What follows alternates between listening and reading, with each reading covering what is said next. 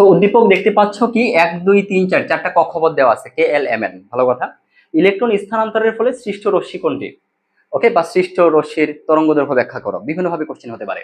তো আমরা দেখতে পাচ্ছি ক্লিয়ারলি কি কি দেখতে পাচ্ছ, এন থেকে এল কক্ষপথে ফিরে আসছে, দ্যাট মিন্স 4 নাম্বার থেকে 2 নম্বরে ফিরে আসছে ইলেকট্রন। ওকে, 4 নাম্বার থেকে 2 নম্বরে ফিরে আসছে। তাহলে জাস্ট প্রথমত আমরা যেটা মাথায় রাখবো, কোন ফর্মুলা অ্যাপ্লাই করবো এটার আগে প্রথমত আগে দেখে নেই কি, দেখে নেই কোথা থেকে কোথায় আসছে।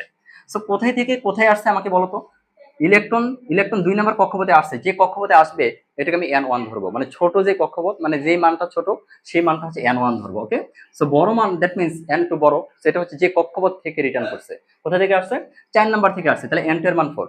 কাজ অনেকটা হালকা হয়ে গেছে। কি ফর্মুলা অ্যাপ্লাই করবো আমরা কিন্তু বুঝতেছি কি, ইলেকট্রন স্থানান্তরের ফলে সৃষ্ট তরঙ্গ রশ্মি কোনটি হবে বা তরঙ্গ দৈর্ঘ্য কত হবে, এই টাইপের যে কোনো কোশ্চেন থাকলেই আমরা ফর্মুলা কি জানি, 1/λ is equal to RH into 1/n1 square minus 1/n2 square. ঠিকঠাক, নাইস। তাহলে এখান থেকে আমাদের কি বের করতে হবে, জাস্ট ল্যামডার মান বের করতে হবে। আচ্ছা,